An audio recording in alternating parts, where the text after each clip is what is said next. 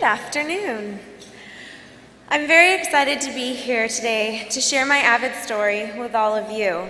It seems as though this amazing program has literally seen me through every stage of my educational advancement, from taking the class in high school to becoming an AVID tutor through college, to eventually turning full circle and actually teaching the class. I hope that as I share my story with all of you, it will bring to mind all those students that you have had a part in shaping throughout your careers and further inspire you to continue to motivate all of us. I entered the AVID program in September of 1995 when I first walked on to the Arroyo Grande campus for the very first time. As the school year moved on, things seemed to be falling into place for me. And I was really getting used to high school life, and I was even on the honor roll, which was pretty exciting. I was focused and determined, and I just wanted to have a smooth ride through high school and on into college. But things didn't quite work out that way. Instead of walking the paved and smooth road through high school, I ended up treading the road less traveled by, as Frost might say. And now looking back, I'm glad that I did. About halfway into my freshman year, I started having flu-like symptoms that just wouldn't go away. I had headaches all of the time, and I was so tired that my mom would find me asleep while doing homework or face down on the computer keyboard. I went in for tests each month, and each month they came back fine, but my symptoms remained, and they just kept getting worse. Then on May 8th of that year, the test results were different. Cancer. The diagnosis no one ever wants to hear, and no one should ever have to hear. My heart sank, and the tears flowed, and my voice was gone. The only time in my entire life when it has ever failed me. Somehow I knew that things would just never be the same, and I was right. They never would. From that point forward, things seemed to move like I was in fast forward. The next day, I was being hooked up to IVs and beginning treatment at Santa Barbara's Cottage Hospital. They told me that I had a very rare and difficult form of leukemia that was never found in children my age. Later, I was told that there are only 3 other pediatric cases in the entire United States. So my treatment was going to have to be fast and hard, and that's exactly how it felt, hard. Before I knew it, my hair was gone, and my face was puffy from all of the steroids. Thoughts of school and life after cancer ran through my head, and I was so scared that I would fall behind and never accomplish any of my plans. That fear was so much worse than death, and more painful than the debilitating treatment that I was undergoing to possibly save my life. I had very little time outside of the hospital, and sometimes I would spend weeks and even months undergoing treatment, but I took every opportunity that I could get to go back to school. I couldn't wait until I could get back into a classroom, even if it was only for a week or just maybe a day. Even when I was too sick to go back to all of my classes, I would always stop by my AVID classroom. Around the AVID table, I was at home. I was just Brandi, not the bald girl that nobody thought was going to make it throughout the year. They all supported me and welcomed me back into the school atmosphere.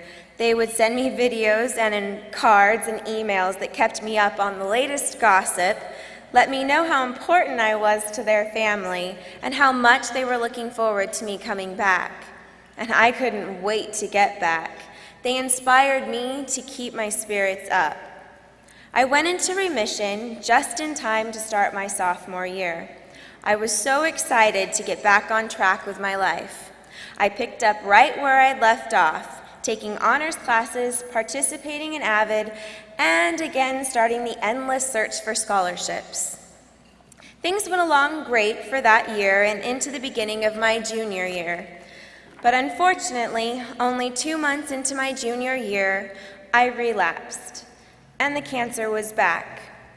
Relapse was even worse than diagnosis. I was really sick. It was a very scary time as well. I was told that I needed a bone marrow transplant. After a couple of months of searching and holding multiple drives, I still didn't have a match, and time was running out to continue the search. So we turned to what was then an experimental stem cell transplant to try to save my life. During this time, my AVID class was such a support. They volunteered their time and they helped out any way that they could. They raised money and hosted drives, and many of them were even added to the registry themselves. They were amazing, and they gave me the courage that I needed to continue to fight. On February 22nd of 1999, I underwent my stem cell transplant and spent 99 days in seclusion at the City of Hope. It was a very grueling process, but it was worth it to save my life. After 7 months of post-transplant treatment, I began to feel better and once again went into remission and headed right back to school. I headed right back 2 weeks into my senior year, only to have the principal tell me that I could not come back to school as a senior and graduate with my class. He said that it was impossible. I was too far behind and it would just be too hard for me to catch up. I just looked at him and told him, "Obviously, you don't know me very well. I've already accomplished the impossible. I'll just have to do it again." And that's what I tried to do. As far as I was concerned, nothing was impossible, and I would just have to prove it to him. It was a very tough battle. I'm not really sure how I did it, but I know that I couldn't have done it without the support of my counselor, Junie Leonard, and the AVID program. Mrs. Leonard found evening classes for me, figured out a schedule that would meet all of my senior requirements, as well as worked it out with all of my junior year teachers to give up their prep periods and time after school to help me complete their classes as well. My schedule was as follows: 8 classes during the day, 3 privately with teachers, and 2 college classes at night. Needless to say, I was very busy. But I found sanctuary in my AVID classroom. I was taking Algebra 2 during the day and trying to teach myself geometry on the side. I could not have made it through without the help of AVID tutorials. They gave me the time and opportunity to get it all done. I've always felt like AVID was a sort of family, and my teachers were like the parents. They tell you when to do your homework, when to study, when to fill out your FAFSA, and they can even arrange for a weekend at home with nothing to do and no TV to watch, with a quick little phone call home after a grade check. But I will forever be thankful for the day when Shirley Holgate picked me to be in the AVID program and then carried me every step of the way through it. I don't know who is more determined that I graduate, me or her. We spent countless hours planning and reviewing and just plain pleading. And just like a parent, her guidance has not ended with my exit from her classroom. She continues to guide and watch over me. I hope that she knows how proud I am to have been her student. All of my hard work finally paid off, and in June of 2000, the impossible officially happened. To the surprise of many, I graduated with my class, the Millennium class, the class that is going to change the world. And I'm going to do just that. I have been lucky to accomplish a lot in the short time that I have been here. My name is on congressional record. I have saved lives. I have walked the Olympic torch and taken it to Ground Zero in New York. I have marched on Washington, and I have spoken before many. But still, I want to accomplish so much more. I am here for a reason, and I have huge dreams. This year, my lifelong dream of becoming a high school teacher has come to fruition. I will be teaching 2 of my favorite subjects, speech and history, at my alma mater. I hope to have many AVID students in my classroom. As a teacher, I want to impress upon my students the value of an education and the endless possibilities that lie before them. Nothing is impossible. And I want students to understand that nothing can hold them back from accomplishing their dreams.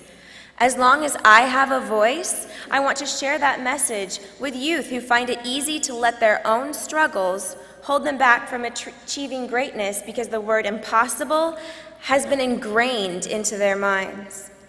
I want everyone that I meet to do exactly what I do and take their challenges and challenge them right back. To understand that I am not a cancer victim. I am a survivor, and cancer is my victim. I refuse to look at cancer as some sort of weight holding me down or a crutch to lean on. I see it as the lever that has lifted me up to achieve more than I could have ever dreamed possible. Life is not easy, but you must find that thing about it that brings out your passion, your rage, your excitement, and above all else, your voice. I have found mine in educating others and showing them my passion for life in order to instill that same passion in them. Don't sit in that chair and learn about life. Stand on your chair, stomp your feet, and scream while experiencing it. Find your voice and make it heard. This is my plan, and I'm going to scream it from the rooftops as loud as I can. So if you want to be heard, you better get ready to scream louder than me. I welcome the competition.